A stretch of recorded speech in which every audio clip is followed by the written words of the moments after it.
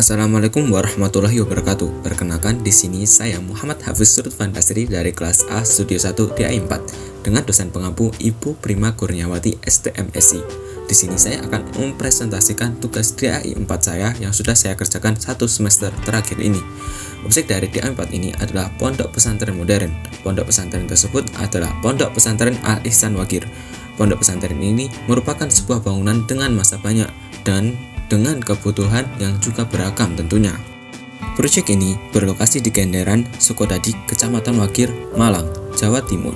Proyek ini memiliki ukuran kurang lebih 7.000 meter persegi. Lalu, pergerakan matahari dari tapak lebih condong ke arah selatan pada bulan Desember dan condong ke arah utara pada bulan Juni. Lalu, arah angin jika dilihat pada windrows, maka arah yang paling menghasilkan banyak angin adalah arah selatan, namun agak sedikit condong 10 derajat ke arah timur. Setelah itu, tapak sendiri memiliki topografi yang terbilang curam hingga terjal. Tantangan tapak inilah yang juga menjadi fokus dari DAI 4 ini. Lalu, kita masuk ke konsep. Dengan beragam pengolahan data, analisis, dan ide, maka muncullah konsep Expanse of Fraternity yang secara bahasa berarti luasnya persaudaraan, dengan tagline Uhwah Antusiasme yang secara bahasa berarti semangat persaudaraan. Intinya, pada konsep ini memiliki tujuan untuk memberikan ruang kepada pengguna yang terutama santri agar bisa dengan mudah bersosialisasi dan membangun persaudaraan antar sesama santri. Dan dengan tagline-nya pun memiliki semangat untuk membangun ukhuwah Islamiyah dari seluruh warga pondok. Dengan prinsip-prinsip sebagai berikut. Yang pertama adalah organized, yang bermakna seluruh objek dalam tapak memiliki hubungan antara satu dengan yang lain.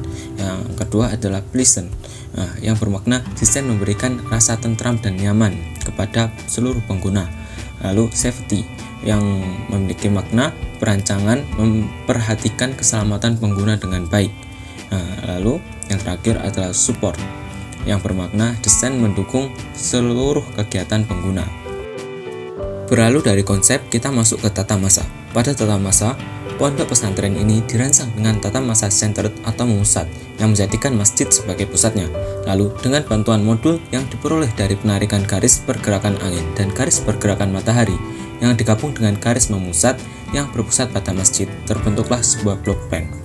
Block plan ini juga diolah sedemikian rupa dari kebutuhan-kebutuhan dan keterkaitan antar bangunan, yang nantinya block plan yang sudah jadi itu akan diolah menjadi bentukan-bentukan bangunan dan beragam sarana dan prasarana yang lain. Dari pengolahan block plan tersebut, jadilah site plan seperti yang berada di gambar di samping. Lalu kita masuk ke olah tapak. Olah tapak ini juga merupakan produk dari pengolahan block plan. Langsung mulai saja pada akses dan sirkulasi. Pada aksesnya sendiri, tapak hanya memiliki satu akses yang cukup menjorok ke dalam. Namun, dengan bantuan landmark yang berupa menara air, diharapkan akses tapak akan bisa lebih mudah ditemukan. Lalu, pada sirkulasinya, tapak memiliki 4 sarana dan prasarana sirkulasi yang berupa 1. Jalan utama. Jalan ini menjadi jalan utama dari akses utama menuju ke bangunan utama. Lalu, jalan pengolahan. Jalan ini menjadi jalan pembantu untuk petugas pengolah sampah. Lalu, area parkir. Area ini juga menjadi tempat pemberhentian dari kendaraan-kendaraan pengunjung. Lalu, yang terakhir adalah jalan pejalan kaki. Seperti namanya, jalan ini dikhususkan untuk berjalan kaki. Lalu pada lanskapnya ada 3 fasilitas yang menjadi objek utama. Yang pertama adalah gazebo. Gazebo ini memiliki fungsi untuk memenuhi kebutuhan berkumpul dari para pengguna. Gazebo ini juga menjadi penunjang untuk memudahkan para santri bersosialisasi dengan teman-teman santrinya. Lalu area berjemur. Fasilitas ini menjadi area berjemur untuk menjaga imunitas pengguna. Yang terakhir adalah lapangan basket. Lapangan ini menjadi sebuah sarana untuk santri berolahraga. Dalam perancangan pondok pesantren ini, ada 4 bangunan utama yang menjadi fokus khusus dalam perancangan ini. Yang pertama adalah Asrama Putra.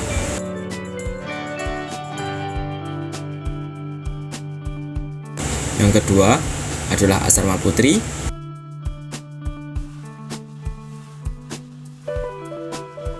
Yang ketiga adalah masjid.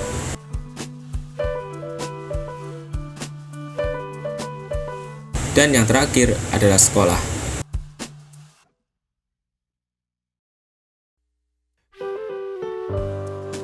Lalu, kita menuju ke akses dan sirkulasi pada bangunan.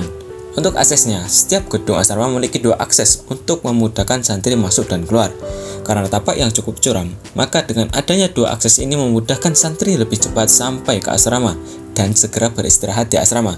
Dan untuk masjid dan sekolah, aksesnya lebih terbuka. Lalu, untuk sirkulasinya, secara vertikal semua menggunakan tangga.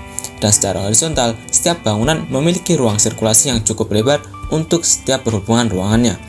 Dan juga tidak lupa adanya koridor-koridor penghubung ruang, serta pada setiap bagian depan untuk masjid dan sekolah, dan belakang untuk asrama putra dan putri terdapat area sirkulasi yang merupakan hasil dari perbedaan luas lantai 1 dan 2. Area tersebut juga merupakan salah satu respon terhadap kelerengan tapak. Lalu, kita masuk ke bagian bentuk. Pada bentuknya sendiri, karena merespon tapak terutama angin dan matahari, maka bentukannya menjadi sedikit miring. Untuk memudahkan angin menyebar ke seluruh bangunan dan cahaya matahari mudah tertangkap. Dan yang cukup spesial adalah pada bangunan asrama yang dibagi dalam 2 bangunan untuk memudahkan santri mencari teman yang lebih berkualitas atau yang biasa kita sebut sebagai sahabat. Beralih dari bentuk, kita menuju ke fasad. Pada fasadnya, untuk meminimalkan risiko silau dan radiasi matahari yang berlebih, maka dibuatkan movable secondary skin dan jendela dari kaca patri. Kedua bukaan tersebut bisa diatur untuk besaran intensitas angin dan cahaya matahari sekaligus radiasi matahari sesuai keinginan dan kenyamanan pengguna. Lalu kita beralih ke ruang. Pada ruang, diatur sesuai keterkaitan dan kebutuhan ruang agar memudahkan pengguna menjalankan aktivitas dan beragam kebutuhannya. Seperti pada gedung asrama, ada ruang-ruang yang berkaitan, ada keterkaitan kebutuhan yang dekat dengan santri akan kamar mandi, kantin, dan juga area laundry. Tidak juga lupa ruang halakoh. Dari ruang, kita menuju ke sistem bangunan. Pada sistem bangunan, struktur yang digunakan adalah struktur beton bertulang dengan tiang pancang sebagai pondasinya. Selain mudah ditemukan di toko bangunan terdekat, struktur ini juga mudah dalam pembuatannya. Lalu, pada kolomnya menggunakan kolom bundar yang lebih fleksibel dalam peletakan balok secara as to as. Lalu, pada penutup dindingnya menggunakan dinding bata ringan agar beban mati dari bangunan tidak terlalu banyak. Dan pada bagian plumbingnya dibuatkan shaft yang menjadi ruang vertikal untuk pipa-pipa mengalirkan air bersih maupun membuang air limbah. Itu semua adalah pemaparan presentasi terkait proyek DAI 4 saya. Untuk kurang dan lebihnya mohon maaf dan terima kasih. Wassalamualaikum warahmatullahi wabarakatuh.